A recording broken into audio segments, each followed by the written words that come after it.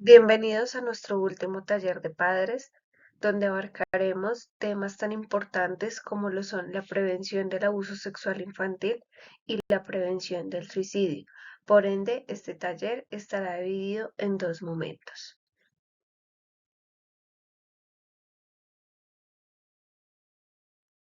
Abordaremos el concepto del abuso sexual, cuáles son los factores protectores, factores de riesgo, las señales de alerta y qué hacer en caso de identificar o conocer un caso de agresión sexual en niños, niñas y adolescentes.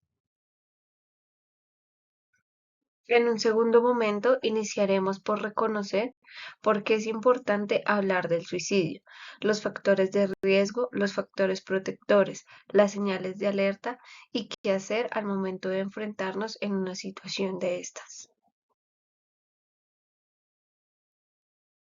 La Organización Mundial de la Salud la define como la participación de un niño en una actividad sexual que él o ella no entiende completamente y de la cual es incapaz de dar consentimiento.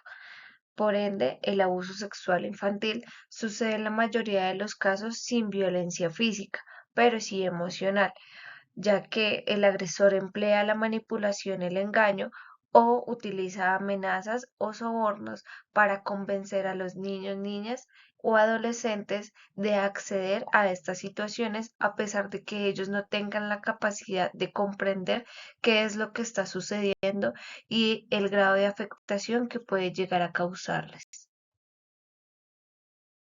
Los factores protectores son aquellos factores que nos permiten mitigar o prevenir que los niños, niñas y adolescentes puedan llegar a estar en una situación de vulneración.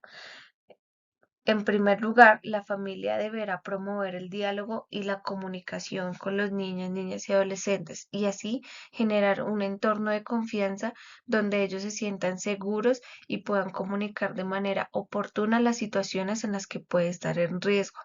Adicional, se deberán incentivar actividades compartidas, intercambiar ideas y experiencias cotidianas con los hijos. Esto nos permitirá crear un ambiente de confianza donde ellos puedan aclarar dudas o donde puedan manifestar situaciones que no les agradan o donde no se sientan agradables. Adicional, los padres deberán informarse sobre la sexualidad y sus manifestaciones en la infancia y en los diferentes etapas de desarrollo de los niños, niñas y adolescentes. Esto les permitirá a los padres poder identificar cuando hay un comportamiento o una conducta que esté fuera de lo normal y que sea una señal de alarma. Por otro lado, deberán brindar a sus hijos información adecuada sobre su cuerpo, la sexualidad y los riesgos, pues esto le permitirá a los niños tener conocimiento sobre los nombres adecuados de cada parte de su cuerpo sin poner sobrenombres, dado que en una situación de riesgo ellos puedan comunicar específicamente qué fue lo que sucedió, tener una claridad frente a cuáles son sus partes públicas y privadas, cuáles son las partes que pueden permitir que les toquen y cuáles no, y a poder establecer un límite con su cuerpo y con su entorno. Por otra parte, aprovechar diversas oportunidades para aclarar dudas. Muchas veces los niños, niñas y adolescentes se acercan a nosotros con algunas inquietudes frente a su cuerpo o frente a su desarrollo sexual, pero si no tenemos el conocimiento para poderlo aclarar, podemos cometer un error y dar una información equivocada. O si por el contrario creemos que esto no es un tema importante, pues ellos van a buscar la información de otras fuentes, como amigos, internet, compañeros de colegio, primos, tíos, que puede que en algún momento se aprovechen de esta situación y brinden una información que no les beneficie. Adicional, es importante enseñar a los niños a expresar sus emociones y sentimientos. Esto será posible si confiamos en ellos, los escuchamos y ayudamos a reflexionar sobre sus sentimientos y dudas. Pues si ellos consideran que en el hogar no hay una comunicación estrecha y no es importante lo que ellos puedan llegar a sentir, si ellos están en una situación de riesgo o están siendo agredidos, pues se van a limitar y no nos van a comentar a tiempo lo que está sucediendo y cuando nos demos cuenta puede que sea ya muy tarde. Los niños deben saber que no deben recibir regalos de personas conocidas o desconocidas que les exijan luego mantener secretos. Es decir, no se debe normalizar que los niños tengan secretos con mamá o papá, ni que sean buenos ni que sean malos, pues esto solo permitirá que ellos adecúen su comportamiento frente a su conveniencia y si alguien les da un beneficio que a ellos les gusta, pueden acceder a situaciones que los podrían estar poniendo en riesgo. Por otra parte, los niños deben adquirir conocimientos sobre los sistemas de apoyo, donde obtener asesoramiento y qué hacer en caso de que detecten un abuso real o potencial. Es decir, ellos deben saber a dónde comunicarse, si contarle a mamá, a papá, a abuela, profesores. Deben tener una ruta clara para en caso de que puedan ser agredidos o estén siendo agredidos, se dirijan a la persona adecuada que los pueda orientar. Los factores de riesgo son aquellos aspectos que pueden poner en vulneración a los niños, niñas y adolescentes. Por parte del entorno familiar, el delegar el cuidado de los niños a terceros como tíos, primos, abuelos, pueden poner a los niños en contacto con personas que no tengan las mejores intenciones y al ser personas conocidas o familiares, los niños no van a percibir este acercamiento como algo de riesgo o algo peligroso, sino pueden normalizar algunos comportamientos. La separación de los padres o la dinámica familiar disfuncional pueden generar un entorno de crisis en donde los niños no tengan una persona de confianza a quien contarle. Adicional, en estas situaciones, los padres se alejan del entorno familiar, se refugian en sus labores de trabajo y pueden descuidar ciertas situaciones donde los niños ya no tienen un espacio de comunicación y se puede permitir que ingresen terceros a esa dinámica y se aprovechen de los niños. El distanciamiento físico y afectivo con alguno de los progenitores puede causar un recelo a nivel emocional. Por lo tanto, los niños ya no considerarán a esa persona como alguien de confianza y por ende no le contarán en caso de estar en riesgo. La violencia física o psicológica por parte de los padres o cuidadores hacia los niños genera un entorno de poca confianza donde los niños no contarán las situaciones por miedo a represalias o por sentir que es culpa de ellos. En este caso, los niños buscarán a otra persona para contarle o, en su defecto, ocultarán lo que está sucediendo para no generar más crisis o para evitar castigo. La poca independencia de los niños para vestirse, bañarse o ir al baño les puede ayudar a que ellos normalicen que cualquier persona puede acompañarlos a hacer estas labores, como tíos, primos, abuelos, y esto puede generar una situación de riesgo, pues ellos no consideran anormal que alguien los vea desvestidos o que los ayude a bañarse o a limpiarse. Por ende, en estas situaciones los niños pueden ser vulnerables y allí los pueden agredir y ellos ni siquiera lo notarán. La convivencia prolongada con terceros, es decir, cuando en casa recibimos visitas de conocidos, amigos o familiares por un tiempo prolongado, podemos estar exponiendo a nuestros hijos a personas que no tienen las mejores intenciones. Normalizar los secretos. Esto quiere decir que para los niños no pueden haber secretos buenos o malos, ni con mamá ni con papá, pues esta estrategia la suelen utilizar algunas personas que son agresoras y manipulan a los niños brindándoles obsequios y solicitándoles que guarden el secreto, que mamá o papá no se pueden enterar y por ende los niños ocultan información cuando están siendo agredidos.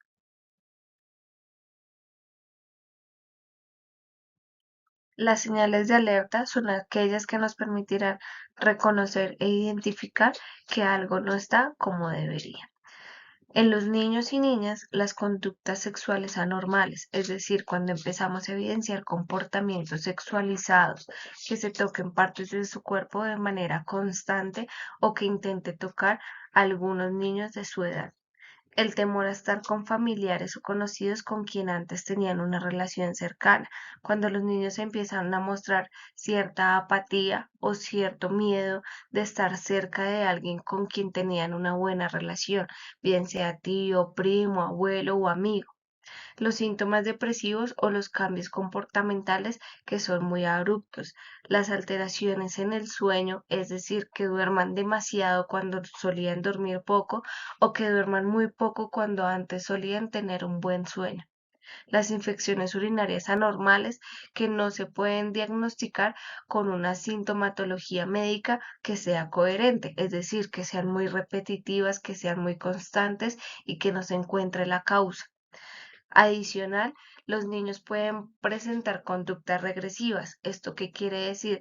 Que si antes ya controlaban la orina durante el sueño, a partir de cierto momento empiezan nuevamente a orinarse en cama o empiezan a solicitar ayuda para ir al baño.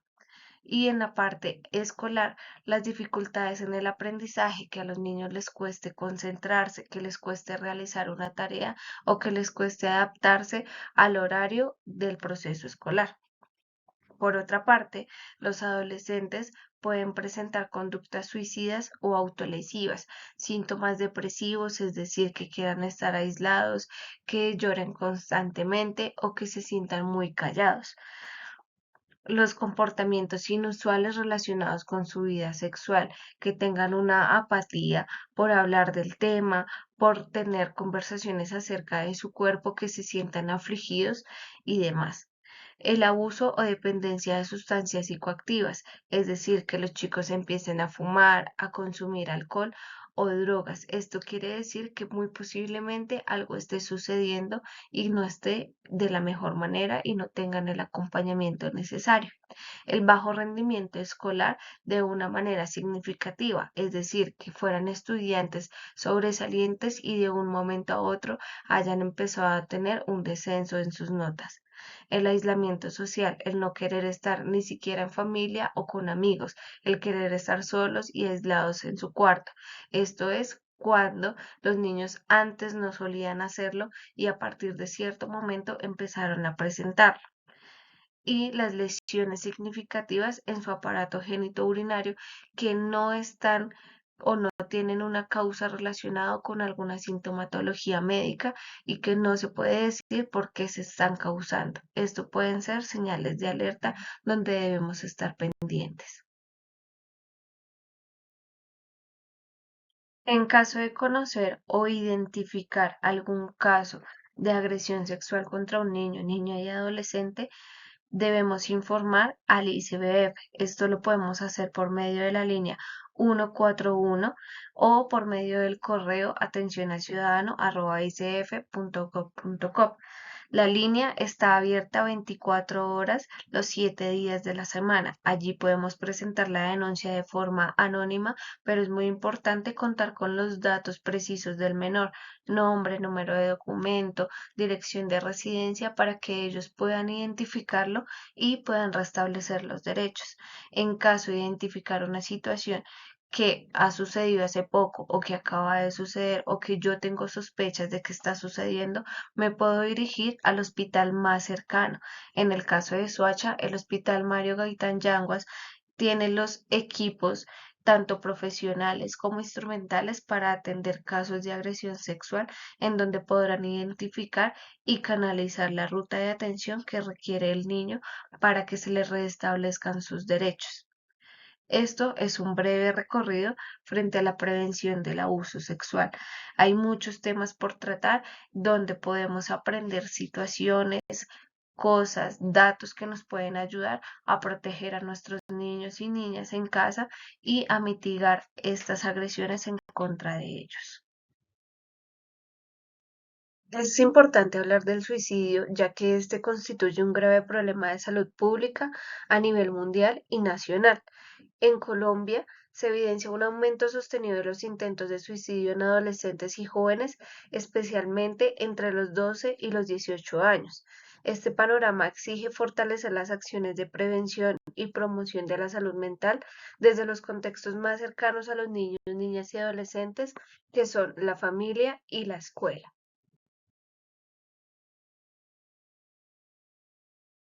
Alrededor del suicidio pueden aparecer mitos y realidades dentro de lo que la gente puede pensar. Por ejemplo, Al hablar del suicidio podemos creer que esto puede llegar a ser que alguien lo intente, pero esto es un mito, ya que hablar abiertamente de temas de salud mental nos ayuda a reducir el riesgo, ya que permite que las personas busquen una ayuda pertinente. Otro ejemplo es el suicidio puede prevenirse si actuamos a tiempo. Esto es una realidad, ya que la mayoría de los suicidios son evitables con apoyo y atención oportuna, y al hablar de estos temas, la gente sabe a dónde dirigirse y en dónde puede pedir ayuda. Los factores de riesgo a nivel personal pueden ser la depresión, estados de ansiedad o trastornos de conducta, la impulsividad, la desesperanza o sentimientos de inutilidad, sentir que no somos buenos para nada.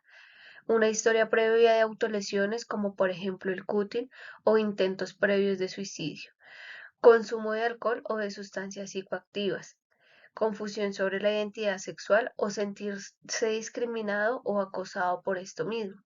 A nivel familiar, la violencia intrafamiliar, el abuso o la negligencia, es decir, que dentro del entorno hogar no se cumple con las necesidades que los niños, niñas y adolescentes tienen. La falta de comunicación o afecto, dejarlos libres o dejarlos solos la mayor parte del tiempo, pérdidas recientes de algún familiar o duelos que nunca fueron trabajados de manera adecuada. Y a nivel escolar, las altas exigencias o el rechazo de sus compañeros, el aislamiento social o el acoso escolar, el bajo rendimiento académico o la exposición a contenidos autodestructivos en redes sociales. Por esto es muy importante estar alertas de lo que nuestros hijos consumen en estos medios. Dentro de los factores protectores encontramos las relaciones familiares basadas en el afecto, la confianza y la comunicación, el apoyo emocional y el acompañamiento de adultos significativos, la participación en actividades sociales, deportivas o culturales, el sentido de pertenencia, autoestima y proyecto de vida, es decir, cuando los niños encuentran un sentido a lo que están haciendo y con quienes comparten. El acceso oportuno a servicios de salud mental en casos de ser necesarios. Por esto es muy importante que como padres acompañemos todos estos procesos y tratemos de que ellos tengan una atención en salud oportuna. Y finalmente los espacios educativos que promuevan la empatía, el respeto y la inclusión entre todos. Las señales de alerta que nos pueden indicar que algo no está funcionando como debería son los cambios bruscos de comportamiento o de ánimo. Cuando los niños, niñas o adolescentes empiezan a tener un aislamiento, irritabilidad, dejan de hacer cosas que antes les gustaban o de comer algo que antes les gustaba, el descuido de su apariencia cuando ya no les interesa levantarse de la cama, cambiarse de ropa, bañarse o cosas por el estilo. Las frases acerca de la muerte, la despedida o notas con doble sentido, es decir, ustedes qué harían si yo ya no estoy, en caso de que yo falte a mí nadie me va a extrañar o cosas por el estilo. Regalar pertenencias valiosas o cerrar redes sociales dejando todo listo. Las autolesiones actuales o pasadas, es decir, cuando los niños tienen un historial de conductas autolesivas o que atentan contra su integridad, cuando se cortan, se rasguñan, se agreden físicamente a ellos mismos. El aumento de consumo de alcohol o sustancias psicoactivas cuando antes no lo hacían o lo hacían muy poco. Esto pasa más que todo con los adolescentes. La aparente tranquilidad repentina tras semanas de angustia, es decir, que los hemos notado decaídos por un periodo de tiempo y de un momento a otro ya parece que están muchísimo mejor, a pesar de que nosotros no sabíamos por qué estaban actuando de esa manera o nunca nos comunicaron. Las publicaciones en redes sociales con desesperanza o la búsqueda de métodos por medio de Internet.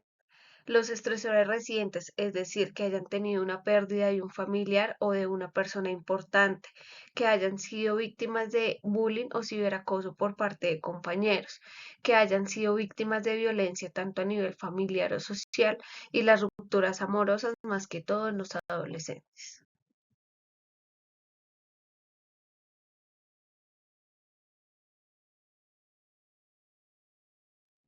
Finalmente, en el municipio contamos con una línea de atención en salud mental que está disponible las 24 horas, los 7 días de la semana. Allí nos podemos contactar en caso de que necesitamos información sobre qué hacer o si identificamos señales de alerta que nos pueden indicar que algún hijo o conocido está pensando o tiene una ideación suicida o está intentando quitarse la vida. Adicional, cuando nos encontramos en una situación donde el riesgo es inminente, lo que quiere decir que el niño, niña o adolescente ya tiene planeado y estructurado cómo quitarse la vida o alcanzó a intentar en contra de su vida, debemos dirigirnos al Hospital Mario Gaitán Yanguas para recibir atención de urgencia tanto a nivel físico como psicológico, pues esto afecta su integridad física y su bienestar en salud mental.